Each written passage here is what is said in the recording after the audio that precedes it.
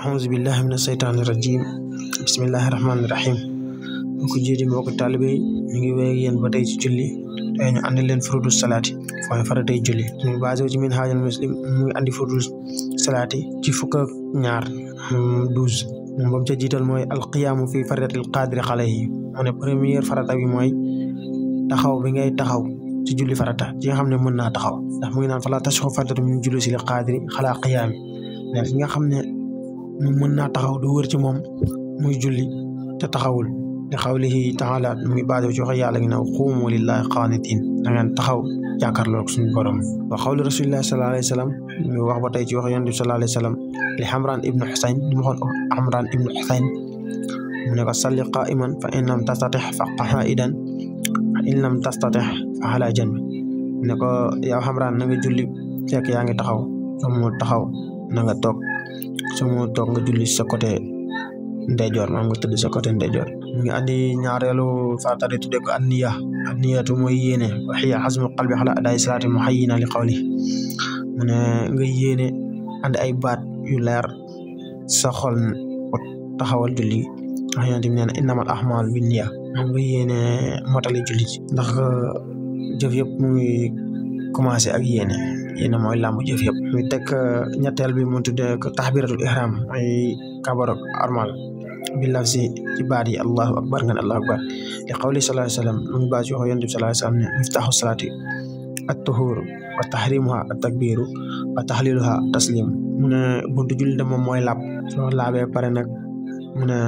da ngay armalé moy kabar moy takbir da ngay terminer nak moy taslim mu andi wat na ñentel fatab mu tudde ko qira'atu fatiha manam jang fatiha li xawlihi sallallahu alayhi wasallam ngir wax yonent bi sallallahu alayhi wasallam inna la salata liman lam yaqra bi fatihil kitab mu ne julli de du mësa am mu ne julli duñu mëna nangu julli lool da nga commencé ak fatihil kitab da nga tijje ak fatihil kitab man di juroomel bi tudde ko ar-rukun manam nga rukun juroom benel mu ne rafa minhu manam juglu ngay juglu ci rukun bi ndax mu ngi naan yonent bi sallallahu alayhi wasallam ñal wax yonent sallallahu alayhi wasallam ñu waxon ne suma rakaha hatta tatma in rakihan dam waxon ci gënon julli mu ne ko na nga rukon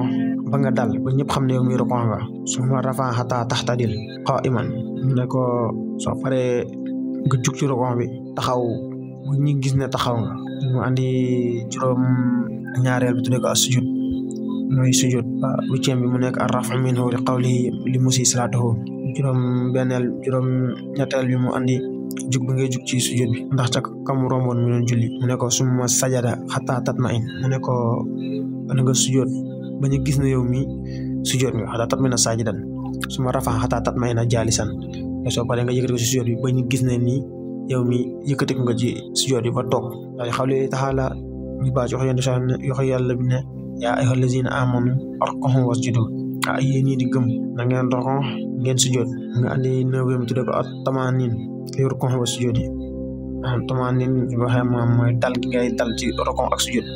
as soy sujud nga sujud bañ gis ne sujud nga soy rokon bañ gis ne rokon nga baña ka paraxé na yonent bi li xawli li sallallahu alayhi wasallam yonent bi sallallahu alayhi wasallam waxon ta kam romon muy julli mu ne ko hatta tatma in ko mo ñaar hadith ñi andi won précédemment ñu ne nga juk ba dal fukkem bi mu andi ko mu ne assalamu am salman ak benen mu ne ajjulusu li salam manam tok ngay tok di salman manam tok ngay tok non di salman togay bobu non togay bobu farata la manam baña juk ci sujud bi rek salmal directement jefa nga tok ba dal mu andi fuk ak ñaarel bi tudé ko at tartib bayna arkan manam toftale yi ngay toftale digënté ponk yi manam wala yaqra fatiha qabla takbirati bu jang fatiha muk ludul da nga kabaro pare wala yasjudu bu sujud muk qabla an yarka lu da nga rukun am lu nek nga def ko étape par étape baña brûler étape bi ndax yonent bi sallallahu alayhi wasallam waxon na sallu kama ra'aytumuni usalli da ngeen julli comme ni ngeen ma gisee may julli waaw loolu la ñu andilon ci faratay julli assalamu alaykum wa rahmatullahi wa barakatuh